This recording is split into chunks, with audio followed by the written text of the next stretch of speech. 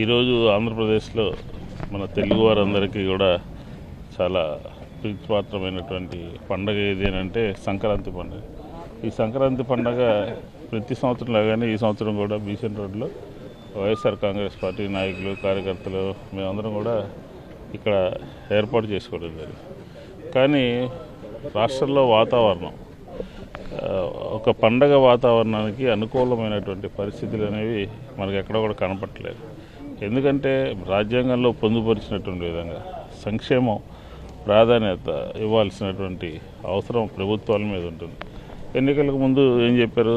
మేము అధికారంలోకి వస్తే మేము కరెంటు ఛార్జీలు తగ్గిస్తాము, మేము అధికారంలోకి వస్తే నిత్యావసర సరుకులు తగ్గిస్తాము, మేము అధికారంలోకి వస్తే ఆరోగ్యశ్రీని 25 లక్షలు చేస్తాము, మేము అధికారంలోకి వస్తే ఇట్లాగా ప్రతి అంశంలోనూ కూడా ప్రజల్ని మభ్యపెట్టి ప్రజలకి ఏదైతే కావాలి అని అనుకుంటారు, ప్రజలు మధ్యతరగతి వర్గాల వారు, సామాన్యులు, పేదవారు అందరూ ఏదైతే కోరుకుంటారో అదే గత ప్రభుత్వం కన్నా ఎక్కువ చేస్తాము అని చెప్పని ఈరోజు ఉన్నటువంటి కూటమి ప్రభుత్వం ప్రజలకు హామీలు ఇచ్చింది.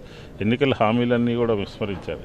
ఎన్నికలకు సంబంధించినటువంటి వారి గెలుపుకి దోహదపడే విధంగా చేసినటువంటి అంశాలన్నింటినీ కూడా పక్కదోవ పట్టించి ఈరోజు రాష్ట్రంలో జరుగుతున్నటువంటి ఎన్నికల హామీని తుంగలో తొక్కటము, సంక్షేమాన్ని విస్మరించడము, అలాగే చూసాం పరిపాలనా వైఫల్యాలు కొట్టొచ్చినట్టు కనబడుతూ ఉన్నాయి.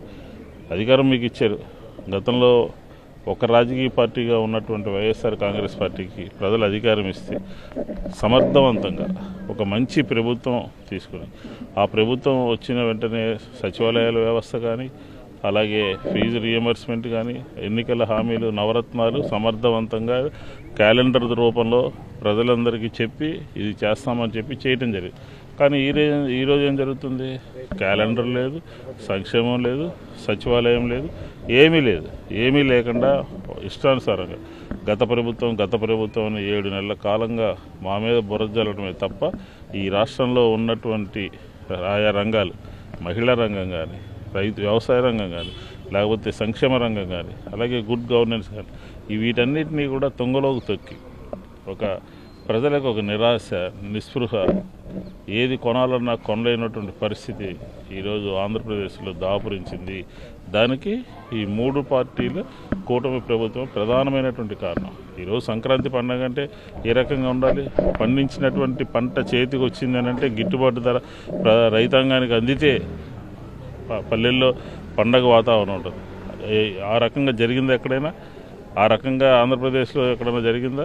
మా హయాంలో జరిగింది. చెప్పిన ధరకి కొనటము, రైతులకు సంబంధించినటువంటి ఇన్పుట్ సబ్సిడీ కానీ, రైతాంగానికి సంబంధించినటువంటి క్రాప్ ఇన్సూరెన్స్ కానీ సచివాలయాల ద్వారా, ఆర్బీకేల ద్వారా కొన్నాము.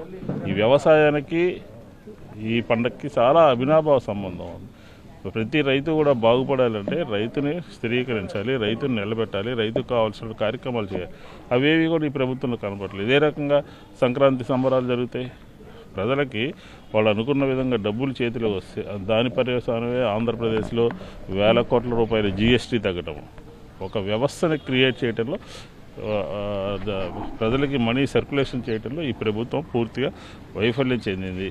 కాబట్టి పరిపాలన వైఫల్యం, సంక్షేమ రంగం వైఫల్యం, అన్ని రంగాల్లో కూడా ప్రజలకి కావాల్సినటువంటి జీవన స్థితిగతులు మెరుగుపరచడానికి కావాల్సినటువంటి ఆయా రంగాలన్నీ కూడా పూర్తిగా వైఫల్యం చెందినాయి. ఇప్పటికైనా కళ్ళు తెరవాలి. ఇప్పటికైనా కళ్ళు తెరిచి ఆంధ్రప్రదేశ్లో ఉన్నటువంటి వివిధ వర్గాల వారికి ఏ రకమైనటువంటి మాట ఇచ్చాం, ఏ రకంగా మనం చెయ్యాలి అనే ఆలోచన లేకుండా గత ప్రభుత్వంలో పెండింగ్ ఉన్నటువంటి బిల్లులు ఇచ్చుకోవడం, గత ప్రభుత్వంలో నీరు చెట్టు లాంటి కార్యక్రమాలకి డబ్బులు ఇచ్చుకోవడం తప్ప రేపు భవిష్యత్తు తరాల కోసం ఆంధ్రప్రదేశ్లో ఏ విధంగా విద్యని ప్రోత్సహించాలి, ఏ విధంగా సంక్షేమాన్ని ప్రోత్సహించాలనే ఆలోచన లేదు. అది చేసినప్పుడే వైఎస్ జగన్మోహన్ రెడ్డి గారి ఆలోచన విధానంని అమలు చేసినప్పుడే ఆంధ్రప్రదేశ్లో అన్ని రంగాలు కూడా ముందడుగు పడతాయి అని చెప్పి ఈ సందర్భంగా తెలియజేసుకుంటూ ప్రతి సంవత్సరం లాగానే ఈ సంవత్సరం కూడా బీసెంట్ రోడ్లో భోగి మంటలు వేయడం జరిగింది. ఇది చెడు పోవాలి అని చెప్పనేది ఉద్దేశం. చెడిపోవాలి అని అంటే కరెంటు బిల్లులు తగ్గాలి, చెడిపోవాలి అని అంటే బస్ ఛార్జీలు తగ్గాలి, చెడిపోవాలంటే నిత్యావసర సరుకులు తగ్గాలి.